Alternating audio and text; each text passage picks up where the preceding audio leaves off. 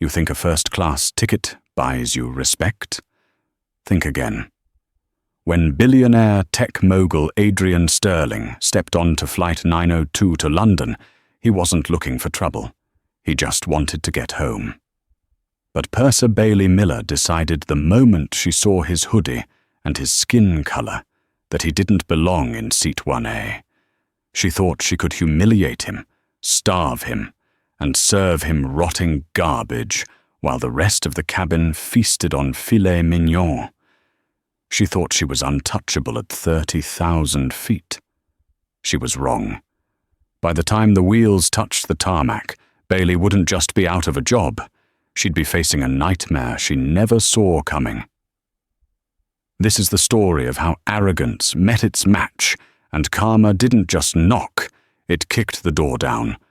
The fluorescent lights of JFK International Airport hummed with a low, headache-inducing buzz as Adrian Sterling navigated the crowded terminal. It was 9 more p.m. on a Tuesday, and the exhaustion was bone deep. Adrian wasn't just tired, he was depleted. He had just spent 72 hours in a windowless negotiation room in downtown Manhattan, finalizing the acquisition of a rival AI firm for his company, Sterling Dynamics. The deal was worth $4.2 billion. He hadn't slept in 2 days. He wasn't dressed like the CEO of a Fortune 500 company. He was wearing a charcoal grey, oversized hoodie, black joggers, and a pair of worn-in Jordans that were comfortable, but definitely didn't scream private equity. He carried a battered leather duffel bag that had been with him since his days coding in a garage in Oakland. To the untrained eye, Adrian looked like a tired graduate student, or perhaps a musician trying to keep a low profile. That was exactly how he liked it. He approached Gate B32, where Atlantic Air Flight 902 to London Heathrow was boarding. The gate agent, a cheerful young man named Timothy, scanned his boarding pass. The machine beeped a pleasant green. "Welcome aboard, Mr. Sterling. Seat 1A. Enjoy your flight," Timothy said with a genuine smile. "Thanks, Timothy," Adrian murmured, adjusting his bag. He walked down the jet bridge, the cool air of the tunnel hitting his face. He was looking forward to one thing: the lay-flat bed, a glass of whiskey, and 8 hours of uninterrupted silence. He stepped onto the plane and turned left toward the first-class cabin. That was when he met the wall. Standing in the galley, arms crossed tightly over her chest, was Bailey Miller. She was the chief purser, a woman in her late 50s with a stiff, heavily sprayed blonde bob and a uniform that looked like it was starched with pure judgment. She was scanning the incoming passengers with the eyes of a hawk, looking for a field mouse. As Adrian tried to step past her into the first-class aisle, Bailey sidestepped, physically blocking his path. She didn't look at his face. She looked at his shoes, then his hoodie, then his bag. Her lip curled slightly. "Economy is to the right, sir," she said. Her voice wasn't helpful. It was dismissive. A command, not a direction. Adrian paused, blinking. He was too tired for this. "I know. I'm in 1A. He tried to step around her again. Again, she blocked him. This time, she put a hand up, palm facing his chest. "Sir," she said, louder this time, drawing the attention of a businessman settling into seat 2B. "I don't think you heard me. This is the first-class cabin. Unless you're looking for the lavatory, which is in the back, you need to turn right. You are blocking the aisle for our priority customers." Adrian took a slow breath. He reached into his pocket and pulled out his boarding pass. He held it up, the bold letters 1A clearly visible. "Adrian Sterling," he said calmly, though his jaw tightened. "Seat 1A, paid in full." Bailey snatched the ticket from his hand. She squinted at it, flipping it over as if looking for signs of forgery. She typed something aggressively into her tablet, her acrylic nails clicking like gunshots on the screen. "System error, probably," she muttered to herself, but loud enough for him to hear. She looked up at him, her eyes cold and hard. You must have gotten a lucky upgrade at the gate, or maybe the machine is broken. People like you usually don't sit up here. People like me? Adrian asked, his voice dropping an octave. And what kind of people are those, Bailey? He read her name tag deliberately. Bailey flushed, realized she was teetering on the edge of a lawsuit, but her pride wouldn't let her back down. She shoved the ticket back at him. People who dress like they're going to the gym, not a transatlantic flight. Take your seat, but keep your bag under the seat. I don't want that thing scratching the overhead bins. They're for premium luggage. Adrian looked at the overhead bin above 1A. It was empty. He looked at Bailey. My bag goes up, Adrian said, his voice flat. He lifted the duffel and placed it gently into the bin. Bailey scoffed, rolling her eyes so hard it looked painful. Fine, but if I run out of space for Mr. Kensington in 1B, yours is getting checked. Adrian sat down in the plush leather seat of 1A. His heart was pounding, not from fear, but from a familiar, burning anger. He had built an empire. He employed 6,000 people. He had donated millions to charity, and yet, at 35,000 feet, to Bailey Miller, he was just a thug in a hoodie who stole a seat. He buckled his belt. He didn't know it yet, but the war had just begun. The plane taxied and took off. The lights of New York City faded into a glittering grid below, eventually replaced by the pitch-black void of the Atlantic Ocean. The seatbelt sign pinged off. In first class, this was the golden hour. The time for warm towels, champagne, and the initial gourmet service. Adrian watched as Bailey moved through the cabin. She was all smiles and charm for the other passengers. Mr. Kensington, she cooed to the man in 1B, a portly fellow in a tailored suit who was already 3 scotches deep. So good to see you again. The usual, Bollinger, 2012. You spoil me, Bailey. Mr. Kensington laughed. And for you, Mrs. Gable? She asked the woman in 2A, offering a hot towel with tongs. Careful, it's hot. Let me get you a pillow for your back. She moved down the aisle, attending to all 8 passengers in the first-class cabin. She laughed at their jokes. She fluffed their pillows. She offered refills before glasses were even half empty. She walked past 1A 4 times. She didn't look at Adrian once. Adrian sat in silence. His throat was parched. The recycled air of the cabin was drying him out. He waited. 10 minutes passed. 20. Finally, he pressed the call button. A soft ding echoed in the galley. Bailey peeked out from behind the curtain. She saw the light above 1A. She frowned, checked her watch, and then disappeared back into the galley. Adrian waited another 10 minutes. He pressed the button again. Ding. Nothing. He unbuckled his seatbelt and stood up. He walked to the galley. Bailey was there, chatting animatedly with the junior flight attendant, a young brunette named Sarah who looked terrified. Bailey was eating a handful of cashews from a ramekin meant for passengers. When she saw Adrian, her smile vanished. She swallowed the nuts hard. You are required to stay in your seat when the captain has the sign on, she lied. The sign was off. The sign is off, Bailey, Adrian said, leaning against the doorway. I've been waiting 40 minutes. Everyone else has had drinks and appetizers. I haven't even been offered water. Bailey wiped her hands on a napkin. We're busy, sir. We have a full cabin. I was getting to you. You served 1B, 2A, 2B, and even the guy in 4A who is asleep, Adrian pointed out. I'd like a bottle of water, sparkling. And the menu? Bailey sighed, a long, theatrical exhale of exhaustion. I think we're out of sparkling water. I gave the last bottle to Mr. Kensington. I can get you tap water from the galley sink? Tap water on a plane. in first class. It was an insult designed to provoke a reaction. "I saw you load the cart," Adrian said. "There's a whole case of San Pellegrino in that bottom drawer. Open it." Bailey's eyes narrowed. She knew he was right.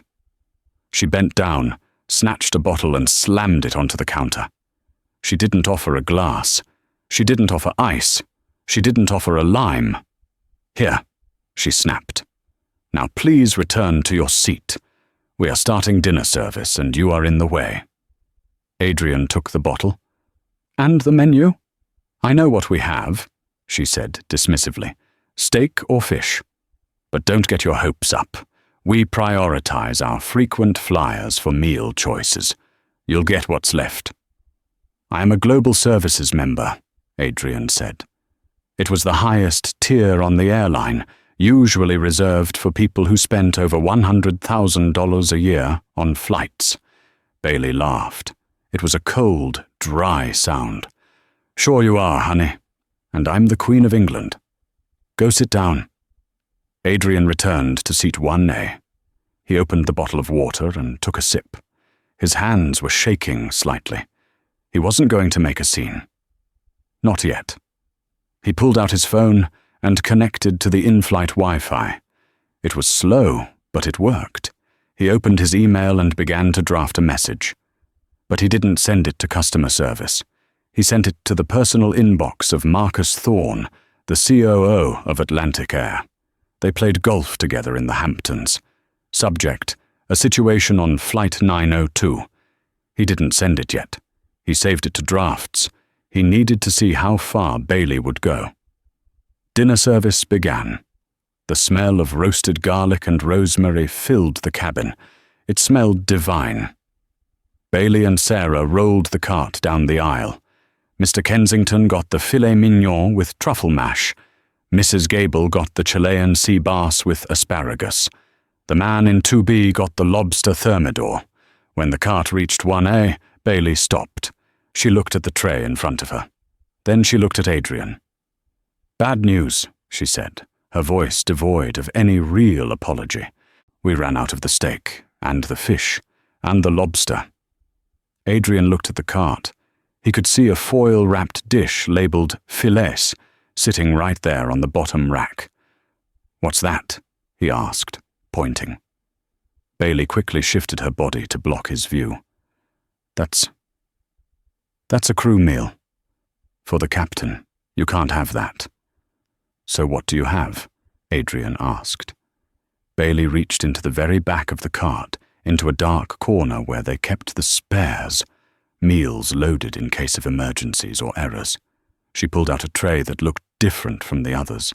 The foil was crinkled. It didn't have the linen napkin or the silverware. It had a plastic fork. "Vegetarian lasagna," she said. "It's all we have left for last-minute upgrades." She slammed the tray onto his table. Adrian stared at it. The foil was hot, but it smelled off. Not like garlic and cheese. It smelled sour, damp. He peeled back the foil corner. The lasagna wasn't just old. The cheese had hardened into a rubbery orange scap. But in the corner, where the sauce had pooled and congealed, there was a fuzzy, green-white patch. Mold. It was unmistakable. A circle of mold the size of a quarter, blooming on the edge of the pasta. Adrian looked up at Bailey. She was already walking away, opening a bottle of wine for Mr. Kensington. "Bailey," Adrian said. His voice was loud enough to cut through the cabin noise this time. "Bailey!" She whipped around, furious. "Lower your voice. People are trying to eat." "Come here," Adrian commanded. She stomped over. "What is it now? Is the free food not good enough for you?" Adrian pointed at the tray. "Look at this." Bailey glanced down. She saw the mold. For a split second, her eyes widened in genuine shock. She hadn't known it was moldy. She just knew it was the reject meal. But instead of apologizing, instead of being horrified, she doubled down. Panic turned to aggression. "It's just pesto," she lied. It's green pesto sauce. Eat it or starve, I don't care. But if you yell at me one more time, I will have the pilot restrain you for aggressive behavior. Do you understand me?" She snatched the plastic fork and pointed it at his face. "One more word." Adrian looked at the mold. He looked at Bailey. Then, very slowly, he reached for his phone. He took a high-resolution photo of the meal. Then he took a photo of Bailey standing over him, finger pointed in his face. "Okay, Bailey," Adrian said softly. "You win." He pushed the tray away. "Good," she sneered. "I knew you'd learn your place." She stormed back to the galley. Adrian opened his draft to Marcus Thorne. He attached the photos. He added one line to the email. "Bailey Miller, Flight 902. I want her waiting at the gate when we land, and I want the airport police." He hit send. The cabin lights dimmed to a soft, calming violet hue as the Boeing 777 cruised at 38,000 feet. For most of the passengers in first class, this was the signal to recline their seats into fully flat beds, pull up the Egyptian cotton duvets, and drift off to sleep. For Adrian, it was a prison sentence. He hadn't eaten since the negotiation closed in Manhattan. His stomach was twisting into knots, a dull ache that was slowly turning into a sharp cramp. The image of the fuzzy mold on the lasagna was burned into his retinas, killing any desire to ask for food again. But the biological need for calories was undeniable. He sat upright in the darkness, the glow of his laptop illuminating his face. He was reviewing code for the merger, trying to distract himself. About an hour into the darkness, a shadow fell over his workspace. He looked up, expecting Bailey to be back for round 2. Instead, it was Sarah, the young brunette flight attendant. She looked terrified. Her eyes darted toward the galley where Bailey was presumably taking her break, reading a magazine. In Sarah's hand was a linen napkin. Inside, wrapped tightly, was a warm bread roll and a small plate of cheese and grapes. "I'm so sorry," Sarah whispered, her voice barely audible over the hum of the engines. She placed the napkin on the edge of his console. She threw the other meals away. I checked the trash. She actually destroyed them so I couldn't give you one. This was from my own crew meal. Adrian looked at the young woman. He saw the fear in her eyes, the fear of a junior employee risking her job against a tyrant boss. "You don't have to do this, Sarah," Adrian said softly. "I don't want you getting in trouble." "It's not right," she whispered, her hands shaking slightly. "I've flown with Bailey before. She's never been this bad. But she hates it when people challenge her. Please, just eat it quickly before she comes back." "Thank you," Adrian said. "What's your full name, Sarah?" "Sarah Jenkins," she said. "But please don't mention me. She'll write me up. If she writes me up again, I'm on probation." "I won't mention you to her," Adrian promised. "Go." Sarah hurried back to the galley. Adrian ate the bread and cheese in 3 bites. It wasn't a steak, but it settled the nausea. He went back to work. But peace was not on the agenda for Flight 902. 20 minutes later, Adrian stood up to use the lavatory. He walked quietly to the front. The door was locked. He waited. Suddenly, the curtain to the galley whipped open. Bailey stepped out. She wasn't resting. She had been watching him. "Sit down," she hissed. "Restroom is occupied," Adrian whispered. "I'm waiting." "I don't want you looming over the cockpit door," Bailey said, her voice rising in a stage whisper designed to wake people up. "It's a security risk. You fit the profile of a security risk." Adrian froze. "Profile? What profile is that, Bailey? A paying customer needing to pee?" "Don't play smart with me," she snapped. She stepped closer, invading his personal space. She smelled of stale coffee and heavy perfume. "I know what you're doing. You're trying to intimidate the crew. You're angry about the food, so now you're stalking the galley." "I am standing still," Adrian said, holding his hands up slightly to show he was no threat. "Put your hands down," she shouted. It happened fast. The door to the lavatory opened, and Mr. Kensington stumbled out, bleary-eyed and swaying in his socks. He looked at Adrian, then at Bailey. What's going on?" Kensington slurred. "Is this fellow bothering you, Bailey?" Bailey seized the moment. She put a hand to her chest, feigning distress. "He's been aggressive, Mr. Kensington. He cornered me here. He's upset because we ran out of steak. I've tried to calm him down, but he's refusing to follow crew instructions." Kensington, emboldened by expensive scotch and a misplaced sense of chivalry, puffed out his chest. He turned to Adrian. "Now see here, son. You listen to the lady. We don't want any trouble up here. Why don't you go back to economy where you belong and let us sleep?" Adrian looked at Kensington. "I am in seat 1A, and she is lying." "Don't you call her a liar?" Kensington pointed a finger at Adrian's chest. "Sir," Bailey said to Kensington, her voice dripping with fake sweetness, "please return to your seat. I can handle him. I'll have to write a Section 4 disturbance report, but I can handle him. I don't want you to get hurt. He seems volatile." Volatile. The word hung in the air. Adrian realized what she was doing. She wasn't just being mean anymore. She was building a legal case. If she filed a Section 4, the police would be waiting for him upon arrival. She was manufacturing a narrative where the black man in the hoodie was the aggressor, and the poor white flight attendant was the victim. It was a tale as old as time, and it often worked. Adrian didn't argue. He didn't scream. He realized that any reaction he gave would be used as ammunition. "I'm going to the restroom," Adrian said calmly. He stepped past Kensington, entered the lavatory, and locked the door. Inside the small, mirrored room, he breathed. He splashed cold water on his face. He looked at himself in the mirror. "Don't break," he told his reflection. "That's what she wants. She wants the angry black man. Don't give it to her."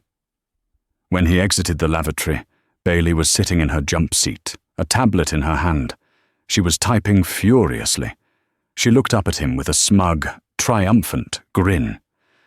"I'm logging this," she said, tapping the screen. "Refusal to follow crew instructions, verbal intimidation, threatening body language, attempting to access the flight deck. You're done, Mr. Sterling. You'll be blacklisted from this airline before we even hit the ground. Enjoy your last flight." Adrian walked past her without a word. He sat in 1A. He opened his laptop again. He checked his email. A reply had come through from the COO.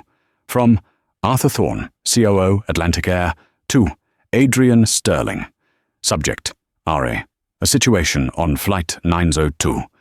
"Adrian, I am reading this at 2 a.m. my time, and I am horrified. The photos are damning. The mold is a health code violation of the highest order, but her conduct is far worse. I have pulled her file.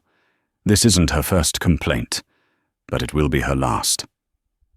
I have contacted the captain via ACARS, Aircraft Communications Addressing and Reporting System. He has been instructed not to intervene yet, as we don't want her to cause a scene that endangers the flight while you are over the ocean. But ground ops in London is ready. I've also flagged the passenger manifest. The airport police at Heathrow have been notified, not for you, but for her. We are building the termination packet as you fly. Sit tight. Do not engage. Let her dig her own grave. We will handle the rest. Arthur. Adrian closed the laptop. He reclined his seat. For the first time in hours, he smiled. He closed his eyes. Dig, Bailey, he thought. Dig deep. The sun rose over the curvature of the earth, painting the cabin in hues of soft orange and pink. The smell of fresh coffee wafted through the air. The breakfast service, Adrian woke up from a fitful nap. His neck was stiff. Bailey was back in the aisle. She looked refreshed, energized by her own malice. She was serving breakfast to the cabin. "Scrambled eggs with smoked salmon, Mr. Kensington?" she asked brightly. "Lovely, Bailey. You're a saint," Kensington replied, nursing a hangover. When she got to seat 1A, she didn't stop the cart. She walked right past. Adrian didn't ask. He didn't care anymore. He had his water. He had his victory waiting on the ground. However, the dynamic in the plane had shifted subtly. About 30 minutes before landing, the cockpit door opened. Captain Evans emerged. He was a tall man with silver hair and 4 gold stripes on his shoulders. Usually, pilots stayed behind the reinforced door, but he stepped out into the first-class galley. Bailey straightened up immediately. "Captain, can I get you a coffee? I was just preparing the cabin for landing." Captain Evans didn't smile. He looked at Bailey with a strange, unreadable expression. It was a mix of pity and disgust. "No coffee, Bailey," the captain said. "I just needed to check the manifest." "Oh, I have it right here," Bailey said, reaching for her tablet. "And Captain, I need to speak to you about the passenger in 1A. I've filled out a Section 4 report. He's been aggressive. I think we need authorities to meet the aircraft." Captain Evans looked at the tablet she was offering, but he didn't take it. He looked past her, directly at Adrian in seat 1A. Adrian met the captain's eyes. He gave a small, respectful nod. Captain Evans returned the nod. It was subtle, a micro-gesture of acknowledgement. "Keep the report, Bailey," Captain Evans said, his voice cool. "We've received instructions from headquarters regarding this flight. Everything is arranged for arrival." Bailey beamed. She interpreted this as total victory. She thought headquarters had seen her report in the system and agreed. "Oh, thank goodness. It's such a relief to know the company backs its crew against unruly elements." "Yes," the captain said enigmatically. "The company is taking this very seriously."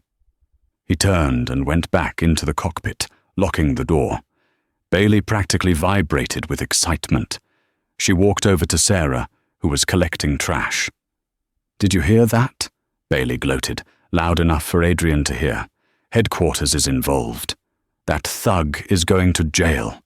That's what happens when you mess with me, Sarah. You learned that today. Respect the hierarchy." Sarah looked down at her shoes. "Yes, Bailey." "I want you to make sure his bag is the last one off," Bailey instructed. "And don't give him a fast-track landing card. Let him wait in the general immigration line with the rest of the cattle, if the police don't get him first." The fasten seatbelt sign pinged on. "Ladies and gentlemen," the captain's voice came over the intercom. "We have begun our initial descent into London Heathrow. Cabin crew, please prepare for landing." Bailey did her final walk-through. She checked Mr. Kensington's belt. She checked Mrs. Gable's tray table. When she reached Adrian, she leaned in close. "I hope you liked the view," she whispered, "because you're going to be in a windowless cell for a long time. Assaulting a crew member is a federal offense.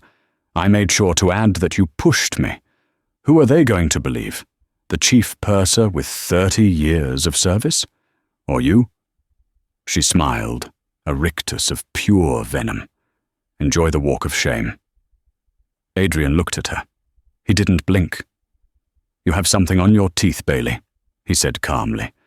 Bailey recoiled, her hand flying to her mouth. She scowled and marched away to her jump seat for landing. The plane dipped through the clouds. The grey sprawl of London appeared below. The landing gear deployed with a heavy thud and a mechanical whine. Thump, screech, roar. The reverse thrusters engaged. The plane slowed down on the runway. As they taxied toward Terminal 3, Adrian looked out the window. Usually, the plane would go to a gate, and the jet bridge would connect.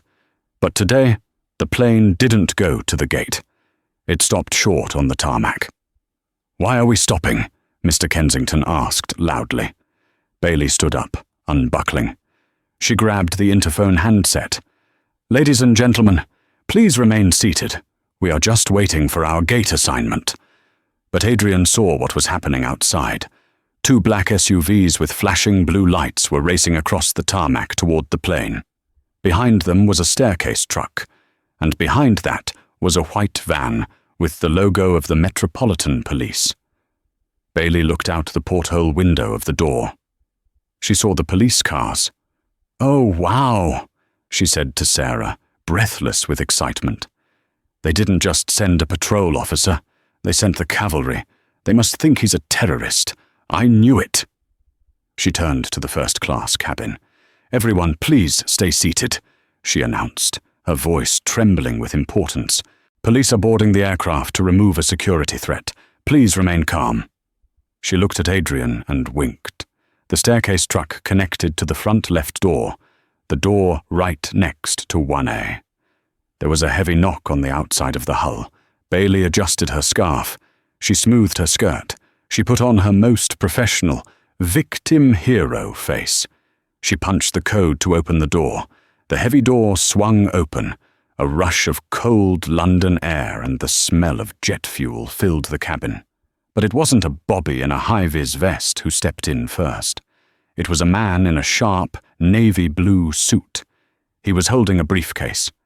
Behind him were 2 grim-faced Metropolitan Police officers, and behind them, looking furious, was a woman Adrian recognized from the news, Elena Rostova, the regional director of Atlantic Air for Europe. Bailey's smile faltered for a second. She hadn't expected the regional director, but she recovered quickly. "Director Rostova," Bailey exclaimed, "I didn't expect you personally. The passenger is right there. Seat 1A. He's been—" Elena Rostova didn't even look at Bailey. She walked right past her, her heels clicking on the galley floor. She walked straight to seat 1A. Bailey watched, confused. Why is she going to him? Elena stopped in front of Adrian. She extended her hand. "Mr. Sterling," Elena said, her voice shaking slightly with apology. "On behalf of Atlantic Air, I am profoundly sorry. Mr. Thorne called me an hour ago. We are mortified." The entire cabin went silent. Mr. Kensington dropped his glasses. Sarah gasped. Bailey stood by the door, her mouth slightly open, her brain unable to process the image in front of her. "Thank you, Elena," Adrian said, standing up. He picked up his bag. "It's been a long flight." "We have a car waiting for you on the tarmac," Elena said. "But first—" She turned around. The look on her face changed from apologetic to lethal. She looked at the police officers. Then she pointed a manicured finger at the galley.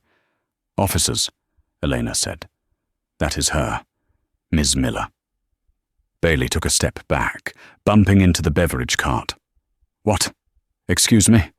Director, you're making a mistake. He's the one who—" "Bailey Miller." The man in the navy suit stepped forward. "I am from Atlantic Air Legal.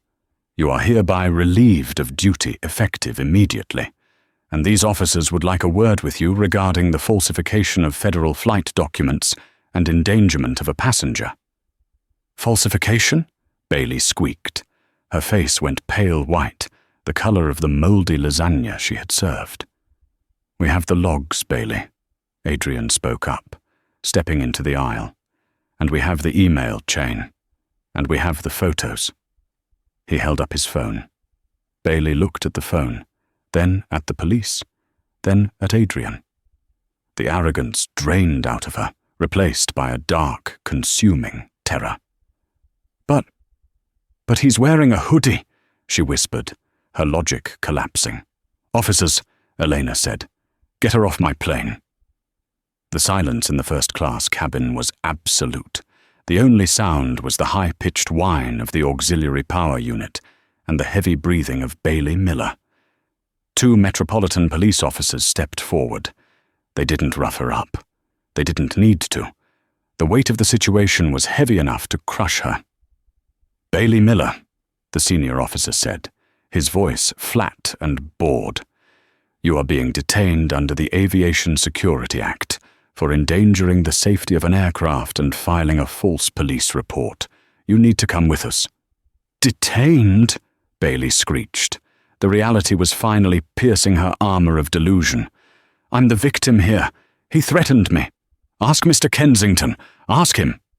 She spun around, pointing a shaking finger at the man in 1B. Mr. Kensington, who had been so eager to defend her honor at 35,000 feet, was now shrinking into his leather seat. He was a businessman. He knew a sinking ship when he saw one.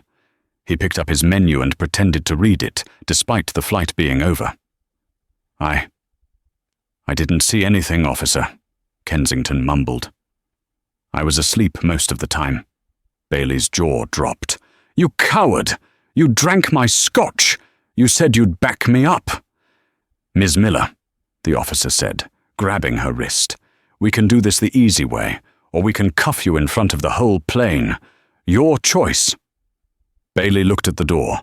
Director Rostova was standing there, arms crossed, staring at her with cold indifference. The legal representative from Atlantic Air was already on his phone, likely drafting the press release to distance the brand from her. Bailey looked at Adrian. He hadn't moved. He was standing by his seat, his duffel bag over his shoulder. He looked calm, almost bored. "You ruined my life," she hissed at him, tears of rage finally spilling over her caked-on foundation. "Over a meal? You ruined my life over a meal." Adrian stepped closer. He didn't shout. He spoke so only she could hear. "No, Bailey. You ruined your life because you thought your uniform gave you the right to treat a human being like garbage. The meal was just the evidence." He turned to the police officer. "Officer, she has my full statement in the email sent to headquarters. I am available for a deposition at your convenience." "Thank you, Mr. Sterling. We have everything we need." The officer nodded. They marched her out. It wasn't a dignified exit. She tripped over the threshold of the door. As she was led down the metal stairs of the truck, the passengers in economy, who were watching through the windows, started to point and take videos. Bailey Miller, the tyrant of the skies, was trending on TikTok before she even reached the police van.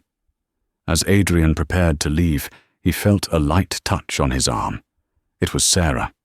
Her face was pale, her eyes wide with worry. "Mr. Sterling," she whispered, I'm so sorry. I should have done more. I should have stopped her." Adrian looked at the young woman.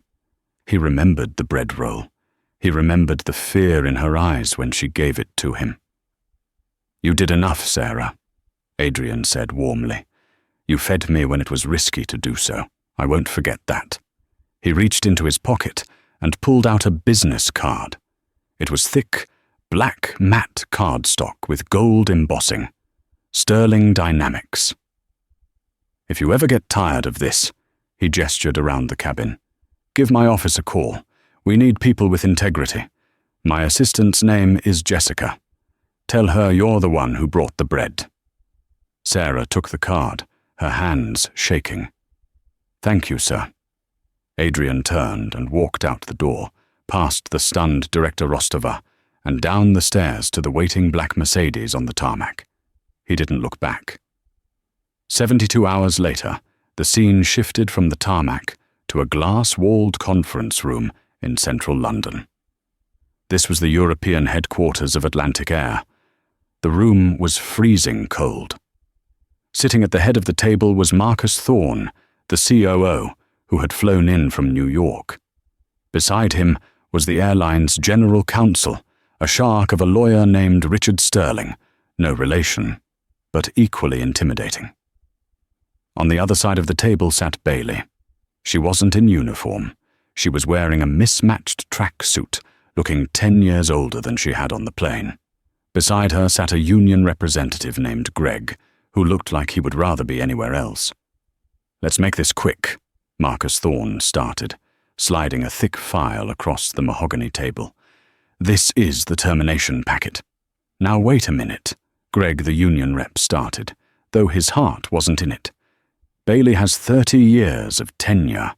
You can't just fire her based on the word of one passenger.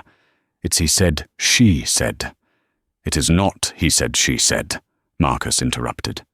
He pressed a button on the remote. A large screen on the wall flickered to life. It displayed the photo Adrian had taken, the Moldy lasagna. The green fuzz was high definition, undeniable, and disgusting. That, Marcus pointed at the screen, is a violation of 14 separate health and safety codes. If that photo leaks to the press, which Mr. Sterling has graciously agreed not to do if we handle this correctly, our stock price drops 10% overnight. Greg winced. He looked at the photo. But that's not all, Marcus continued. He clicked the remote again. A video played. It was security footage from the airport terminal in New York before the flight. It showed Bailey blocking Adrian at the gate. It showed her physically pushing his ticket back at him. It showed her sneering. And finally, Marcus said, the logs. He held up a printout. Bailey logged a Section 4 disturbance report at 2:15 a.m. She claimed Mr. Sterling was trying to breach the cockpit.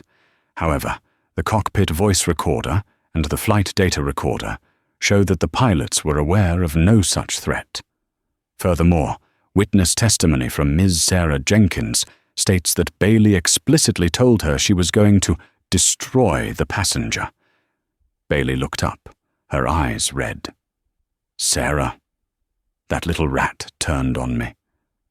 That little rat is the only reason we aren't being sued for racial discrimination right now, the lawyer cut in. Ms. Jenkins gave a sworn statement detailing your behavior. She saved the airline, Bailey. You tried to sink it. Marcus leaned forward. You falsified a federal document to frame a passenger because you didn't like his hoodie. That is a criminal offense. The airline is pressing charges for the damage to our reputation, and we are cooperating fully with the Metropolitan Police regarding the false report. Greg, the union rep, closed his folder. He stood up. Greg? Bailey asked, panic rising in her voice. Where are you going? I can't defend this, Bailey, Greg said, not looking at her. The union defends workers against unfair dismissal.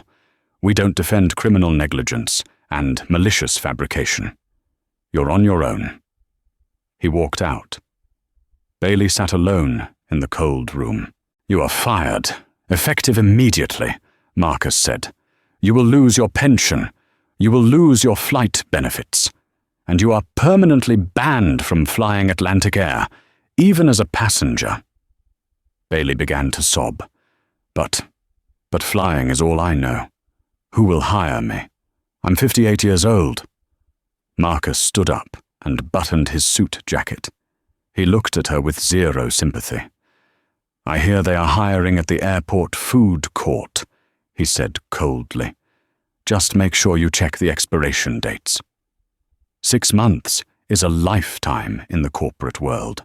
In that half-year span, Sterling Dynamics had not only completed its acquisition, but had also unveiled a groundbreaking neural network that sent its stock price soaring into the stratosphere. Adrian Sterling was no longer just a wealthy tech CEO. He was a titan of industry, his face gracing the covers of Forbes and Wired. But the world inside Heathrow Airport's Terminal 3 remained largely the same. It was an ecosystem of transient souls, echoing announcements, and the perpetual smell of jet fuel and duty-free perfume. It was a Tuesday in November, a grey, weeping day where the London rain lashed against the glass walls of the terminal, blurring the runway lights into streaky watercolours. Adrian stood near the arrivals gate, checking his watch. His younger sister Maya was flying in from Chicago for Thanksgiving. Her flight, much like the weather, was delayed. Adrian adjusted the collar of his coat. He wasn't wearing a hoodie today. He was dressed in a bespoke cashmere overcoat, a subtle but undeniable signal of his status. He looked at the arrivals board. Delayed. 45 minutes. He sighed, the sound lost in the cacophony of the terminal. He needed coffee. He turned away from the gate and scanned the concourse. He bypassed the high-end bistro — he didn't have time for a sit-down service — and spotted a generic coffee franchise tucked into a corner near the restrooms. It was called the Daily Grind. It was the kind of place that existed solely to funnel caffeine into exhausted travelers. The tables were formica, the lights were harsh fluorescents, and the floor was permanently scuffed by thousands of suitcase wheels. Adrian walked toward it. The line was long. He joined the queue, checking emails on his phone, oblivious to the drama unfolding behind the counter. Behind the counter of the Daily Grind, the air was thick with the smell of burnt milk and stale pastries. Bailey Miller was drowning. 2 lattes, 1 soy, 1 oat, extra hot, no foam, the shift manager shouted. He was a 22-year-old named Kyle, with a patchy beard and a power complex that rivaled Napoleon's. "I'm going as fast as I can, Kyle," Bailey muttered, her hands trembling as she wrestled with the steaming wand of the espresso machine. "Not fast enough, Bailey," Kyle snapped, clapping his hands together loudly near her ear. "Look at the line. It's out the door. You're slowing us down. If you can't handle the rush, you can go back to washing dishes in the back. Is that what you want?" Bailey bit her lip so hard she tasted copper. "No, Kyle." "Then move." Bailey poured the milk. A splash of scalding hot liquid hit her thumb. She winced, tears pricking her eyes, but she didn't stop. She couldn't stop. 6 months ago, she had been the Queen of the Atlantic. She had commanded a cabin of billionaires. She had sipped champagne in the galley while pilots tipped their hats to her. She had a pension. She had respect. She had power.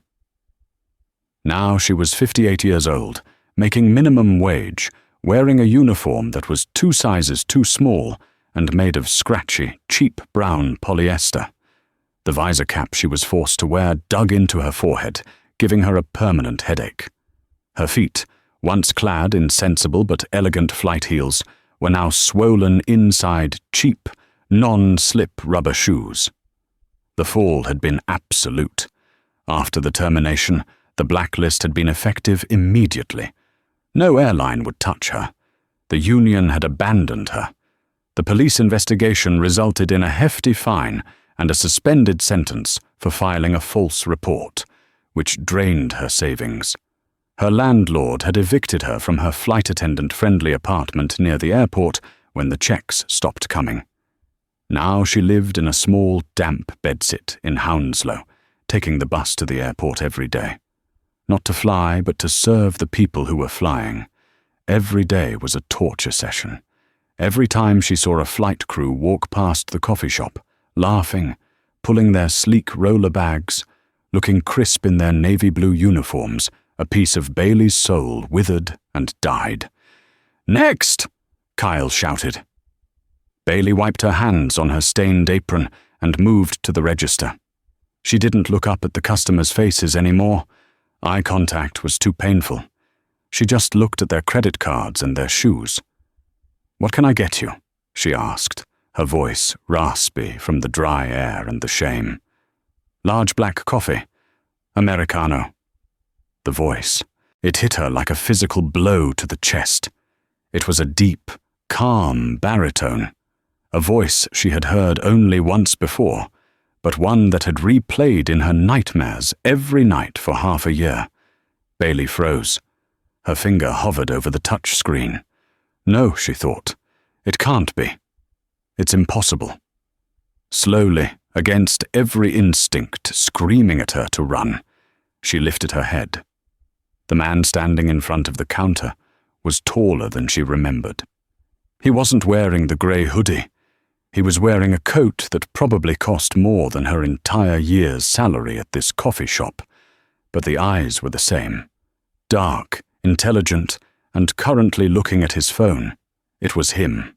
Adrian Sterling, the man she had tried to destroy, the man who had destroyed her. She stopped breathing. The noise of the coffee shop, the grinding beans, the steaming milk, Kyle's shouting, faded into a dull roar. Adrian looked up from his phone, sensing the delay. I said, "A large black." His voice trailed off. He looked at the woman behind the register. He took in the grey roots showing through the messy ponytail. He saw the deep lines of exhaustion etched around her mouth. He saw the name tag pinned crookedly to the brown apron. Bailey, trainee. For a moment, neither of them spoke. The silence between them was heavy, loaded with the weight of the past. Adrian didn't smile. He didn't look angry. He looked surprised. And then, slowly, his expression shifted to something far worse than anger. It shifted to pity. "Bailey," he said softly. It wasn't a question. It was an acknowledgement. Bailey felt her knees buckle. She grabbed the counter for support. Panic, cold and sharp, flooded her veins. Was he going to make a scene? Was he going to tell Kyle who she was? If he complained, if he told the manager she was the racist flight attendant from the news, she would be fired on the spot. This job was all she had left. Mr.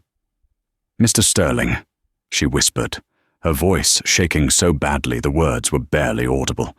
"Please, I just work here. Please don't." She looked around wildly, terrified that a customer might recognize the interaction. "I can't lose this job. It took me 4 months to find this." Adrian studied her. He remembered the woman who had stood over him in seat 1A, pointing a finger in his face, sneering about his place. He remembered the arrogance that radiated off her like heat. That woman was gone. In her place stood a ghost, a hollow shell of a person who had learned the hardest lesson the universe had to offer. "I'm not going to get you fired, Bailey," Adrian said, his voice low and level. "I just want a coffee." Bailey let out a ragged breath, a sound halfway between a sob and a gasp. "Right. Yes, of course. 3. That will be £3.50. Her fingers fumbled with the card reader. She couldn't get it to activate. Her hands were shaking too hard. "Come on, Bailey. Today," Kyle shouted from the espresso machine. "Stop chatting and serve the customer." Bailey flinched as if she'd been struck. "I'm trying, Kyle." Adrian watched the dynamic. He looked at Kyle, the petty tyrant manager, and then back at Bailey, the former tyrant purser. The irony was so perfect it was almost poetic. She was now suffering under the exact same type of bullying she used to inflict on others. The circle was complete. He tapped his card against the reader. Beep. Bailey turned to grab a paper cup. She poured the black coffee, her hand unsteady, splashing a little on the lid. She hastily wiped it with a dirty rag, smearing it further. She looked pathetic. She placed the cup on the counter. She couldn't meet his eyes. "Here," she whispered. Adrian took the cup. The heat warmed his hands. He could have walked away then. He could have left her in her misery without another word. That would have been mercy. But Adrian felt a need to deliver one final piece of information, not to be cruel, but to ensure the lesson truly landed. "How is the team?" Adrian asked casually. Bailey blinked, confused. The team? The crew of Flight 902, Adrian clarified. "I assume you don't keep in touch." Bailey looked down at her shoes. "No. No one speaks to me. They were all interviewed. They all testified against me." "I see," Adrian nodded. He took a sip of the coffee. It was bitter and burnt. "Well, I thought you might like to know about Sarah." Bailey's head snapped up. The name of the junior flight attendant, the rat who had exposed her, ignited a flicker of the old anger in her eyes. "Sarah Jenkins?" "Yes," Adrian said. "I ran into her after the investigation concluded. She was shaken up by the whole thing. She was thinking of quitting the industry. Bailey let out a bitter, short laugh. Good. She betrayed a senior crew member. She should quit. Actually, Adrian interrupted, his voice sharpening slightly. I offered her a job. Bailey froze. You what? I hired her, Adrian said simply. She works for Sterling Dynamics now. She runs our entire corporate travel and logistics division. She manages the travel for 6,000 employees. She negotiates contracts with airlines, including Atlantic Air. Bailey's mouth fell open. Her brain struggled to compute the magnitude of what he was saying. Sarah, the timid girl she had bullied, the girl she had forced to scrub the toilets while she drank wine, was now a high-powered executive. She makes about, 4 times what a chief purser makes, Adrian added, twisting the knife with surgical precision. And she flies strictly private. She'll never have to serve a meal again. The color drained completely from Bailey's face. She looked like she might vomit. Why? Bailey whispered. Why her? Adrian leaned in slightly, resting his elbows on the counter. The bustling terminal seemed to fade away, leaving just the two of them. Because when I was starving and being humiliated, she risked her job to bring me a roll of bread, Adrian said, intense eye contact. She had nothing to gain and everything to lose, but she did the right thing. You had everything, Bailey, and you threw it away because you thought you were better than me. He stood up straight, adjusting his coat. Character is what you do when you think no one is watching, Adrian said. Sarah passed the test. You failed. He reached into his pocket and pulled out a 10-pound note. He dropped it into the empty tip jar on the counter. It was the only money in there.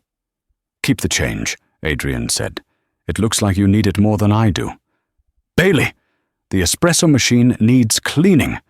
Now! Kyle screamed from the back. Bailey flinched. She looked at the 10-pound note, then she looked at Adrian. Good luck, Bailey, Adrian said. He turned and walked away, his coat billowing slightly behind him. He didn't look back. Bailey stood there, paralyzed. She watched him disappear into the crowd of travelers, successful, wealthy, and kind. She looked around the dirty coffee shop. She smelled the burnt milk. She heard Kyle screaming her name. She realized then that this wasn't just a bad patch. This wasn't temporary. This was her life now. She was stuck on the ground, while the people she had looked down on were soaring above the clouds. She picked up the dirty rag. She looked at the counter. And for the first time in years, Bailey Miller put her head in her hands and wept, right there in the middle of Terminal 3, as the world kept moving without her. That is the story of Flight 902. It serves as a brutal reminder. You never know who you are talking to. Bailey Miller judged a book by its cover, assuming a hoodie meant poverty and skin color meant subservience. She didn't realize she was picking a fight with a man who could buy the airline. In the end, the universe has a way of balancing the scales. You can be the queen of the sky one day and wiping tables the next. Character is how you treat people who can do nothing for you. Bailey failed that test, and she paid the price. If you enjoyed this story of instant karma and justice, please hit that like button. It really helps the channel grow. And if you want to hear more stories about arrogant people getting what they deserve, make sure to subscribe and turn on the notification bell. What would you have done if you were Adrian? Would you have fired her or forgiven her? Let me know in the comments below. Thanks for watching, and I'll see you in the next one.